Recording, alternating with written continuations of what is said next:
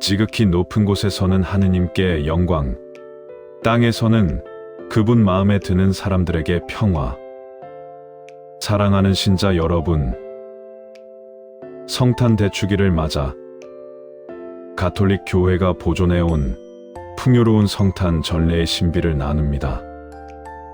성탄 미사의 역사부터 구유의 영성까지 이 영상을 끝까지 보시고 나면 이번 성탄 미사가 이전과는 전혀 다른 전율 돋는 영적 체험으로 다가올 것입니다.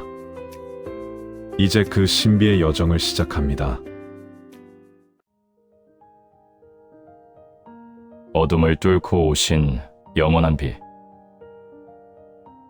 사랑하는 가톨릭 신자 여러분, 그리고 그리스도의 탄생을 기다려온 모든 형제자매 여러분, 안녕하십니까?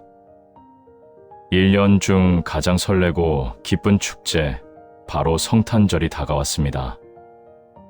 성당 마당에는 화려한 불빛이 밝혀지고 제대 옆에는 아기 예수님을 모신 구유가 마련됩니다. 그런데 여러분, 성탄 미사는 왜 다른 대축일과 달리 밤, 새벽, 낮으로 나뉘어 3번이나 봉헌될까요? 사제는 왜 미사 때마다 다른 복음을 읽고 다른 기도를 바칠까요? 그리고 우리가 무심코 지나치는 저 나무 구유 속에는 어떤 성인들의 눈물과 감동적인 역사가 숨겨져 있을까요?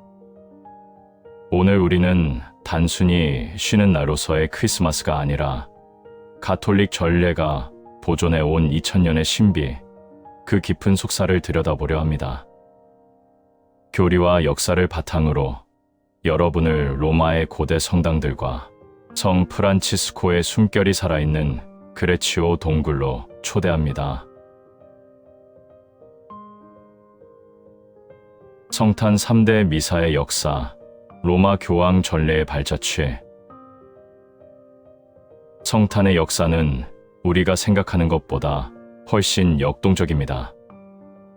초기 교회, 특히 4세기 이전에는 성탄절이 오늘날처럼 보편적인 축일이 아니었습니다.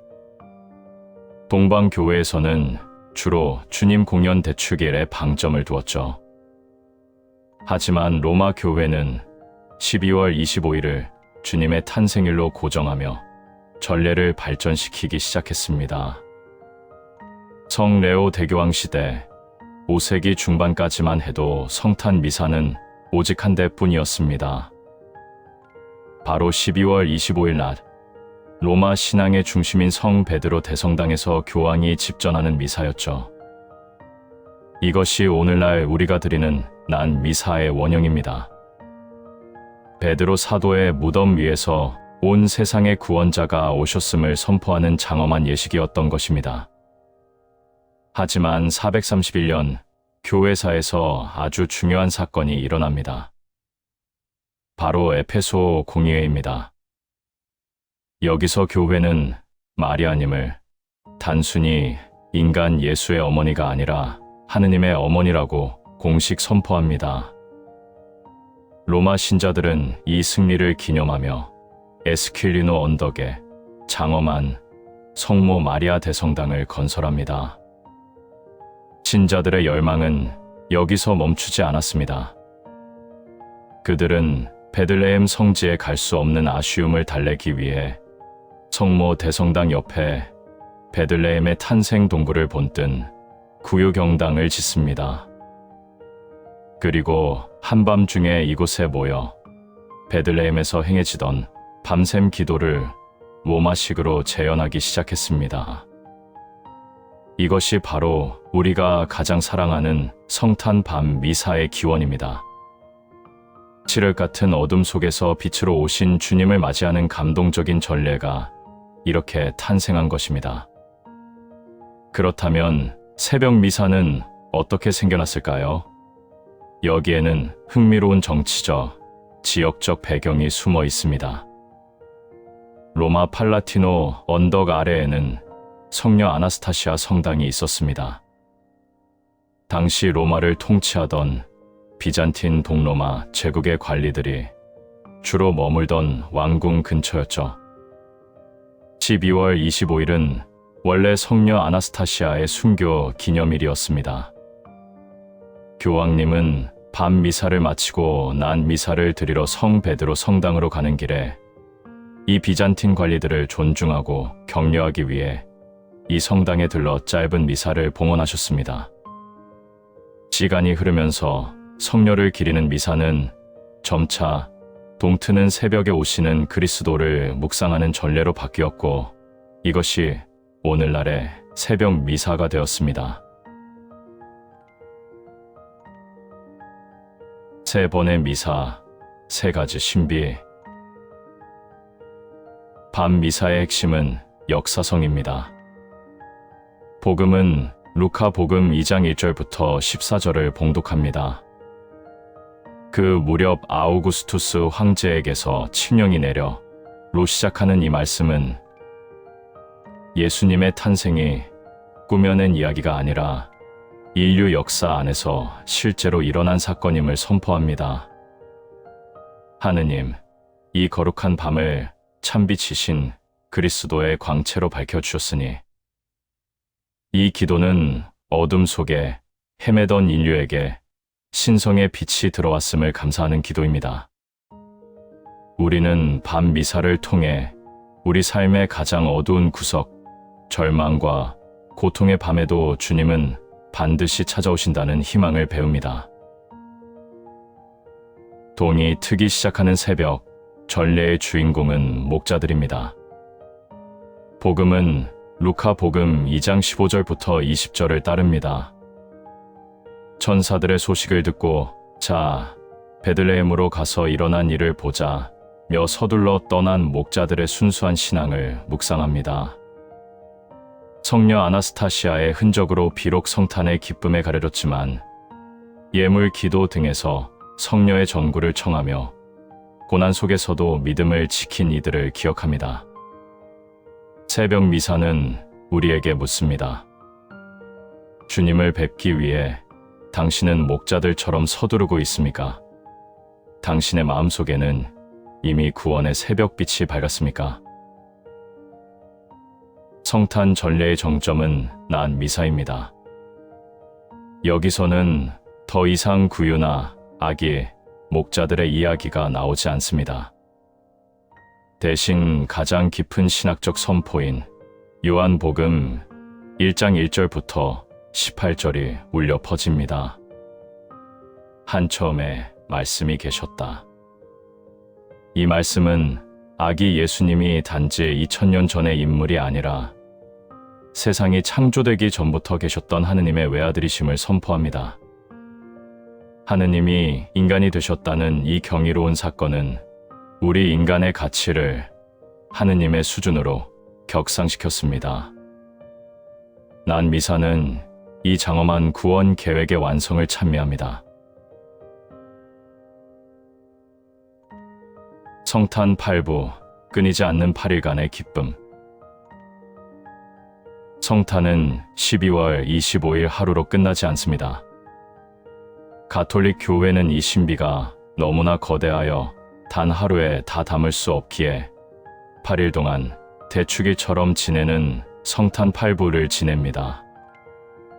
성탄 바로 다음 날부터 우리는 독특한 성인들을 만납니다. 12월 26일 성 스테파노는 첫 순교자, 아기 예수님의 탄생 뒤에는 목숨을 바치는 증언이 뒤따름을 보여줍니다.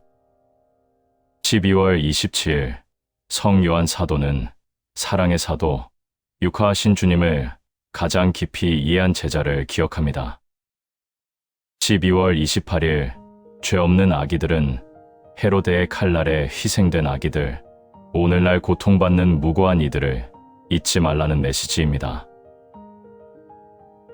성가정 축일은 나자렛의 성가정을 통해 우리 가정의 거룩함을 회복합니다. 1월 1일 천주의 성모 마리아 대축일은 8부의 마지막 날 모든 신비의 통로이신 마리아님을 공경하며 한 해를 시작합니다. 구유, 아시시의 성 프란치스코와 그레치오의 기적. 성탄 전례의 가장 아름다운 대중 신심은 바로 구유입니다. 그 기원은 1223년으로 거슬러 올라갑니다. 이탈리아의 성자 아시시의 프란치스코는 베들레헴의 가난을 눈으로 직접 보고 싶어 했습니다. 그는 교황의 허락을 받아 그레치오의 한 동굴에 실제 짚을 깔고 살아있는 황소와 당나귀를 데려다 놓았습니다. 프란치스코는 그 구유 앞에서 눈물을 흘리며 복음을 봉독했습니다. 여러분, 보십시오. 온 우주의 왕께서 짐승의 먹이통에 누워 계십니다. 이 생생한 모습에 마을 사람들은 깊이 감동했고, 이때부터 구유를 만드는 전통이 전 세계로 퍼져나갔습니다. 구유는 비움의 영성입니다. 하느님께서 인간을 사랑하신 나머지 당신의 모든 권위를 버리고 가장 낮은 곳으로 내려오셨음을 보여줍니다. 우리가 구유 앞에 머물 때 우리는 교만을 버리고 겸손해지는 법을 배웁니다. 여러분의 마음이 곧 구유입니다. 사랑하는 형제자매 여러분, 오늘 우리는 로마의 성당들부터 프란치스코 성인의 동굴까지 성탄 전례의 긴 여정을 함께 했습니다. 성탄 미사를 3번 드리는 이유는 주님의 탄생이 우리 삶의 모든 시간, 밤, 새벽, 낮에 영향을 미치기 때문입니다. 주님은 우리의 어두운 밤에도, 희망이 트는 새벽에도, 활기찬 낮에도 늘 함께 계십니다. 이번 성탄, 성당의 구유 앞에 서실 때 기억하십시오. 아기 예수님께서 진정으로 머물고 싶어 하시는 곳은 나무로 만든 구유가 아니라 바로 여러분의 따뜻한 마음입니다. 여러분의 사랑과 자선이 아기 예수님이 누우실 폭신한 짚이 되어드리길 바랍니다.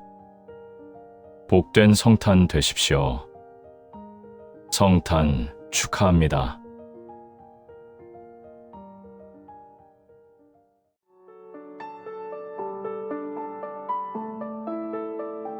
혹시 마음속에 떠오르는 상처나 기도하고 싶은 누군가가 있다면 댓글로 나눠주세요.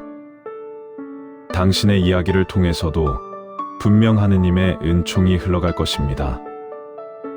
주님의 사랑 안에서 축복된 하루 되시기 바랍니다.